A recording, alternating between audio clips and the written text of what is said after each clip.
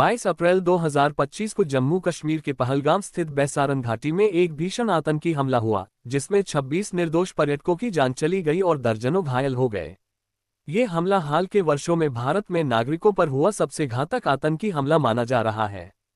हमला कैसे हुआ? दोपहर करीब 2 बजे 5 आतंकवादी, जिनमें 3 पाकिस्तानी और 2 स्थानीय कश्मीरी थे, ने सैन्य वर्दी और हथियारों से लैस होकर बैसारन घाटी में प्रवेश किया। यह क्षेत्र घने जंगलों से घिरा हुआ है और केवल पैदल या घोड़े से पहुंचा जा सकता है, जिससे सुरक्षा बलों की तैनाती सीमित थी। आतंकियों ने पर्यटकों से उनका धर्म पूछा और जो लोग इस्लामी कलिमा नहीं पढ़ पाए, उन्हें गोली मार दी।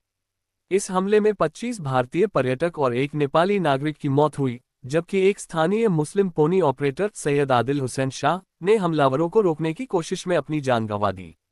स्थानीय लोगों की बहादुरी। हमले के बाद स्थानीय कश्मीरी निवासियों ने घायलों की मदद की। पोनी चालकों ने घायलों को स्ट्रेचर और घोड़ों की मदद से अस्पताल पहुंचाया। कई गुरुद्वारों ने पर्यटकों को शरण दी। ये दर्शाता है कि आम कश्मीरी लोग आतंकवाद के खिलाफ हैं और मानवता के पक्ष में खड़े हैं। जांच और सुरक्षा उपाय। राष्ट्रीय जांच एजेंसी नियत ने मामले की जांच शुरू की है और पाया कि आतंकियों को स्थानीय सहयोगियों से मदद मिली थी। हमलावरों ने हमले की योजना बनाने के लिए इलाके की रेकी की थी और उनके पास अमेरिकी M4 कार्बाइन और AK-47 जैसे उन्नत हथियार थे। हमले के बाद केंद्र सरकार ने पहलगाम और आसपास के क्षेत्रों में सेना और अर्धसैनिक बलों की स्थायी तैनाती पर विचार किया है, विशेषकर आगामी अमरनाथ यात्रा को ध्यान में रखते हुए। भारत पाकिस्तान संबंधों पर प्रभाव। भारत ने इस हमले के लिए पाकिस्तान को जिम्मेदार ठहराया और इसके जवाब में कई कड़े कदम उठाए, जैसे कि भारत पाकिस्तान के बीच वीजा सेवाओं को निलंबित करना, व्यापारिक संबंधों को रोकना और सिंधु जल संधि को निलंबित करना।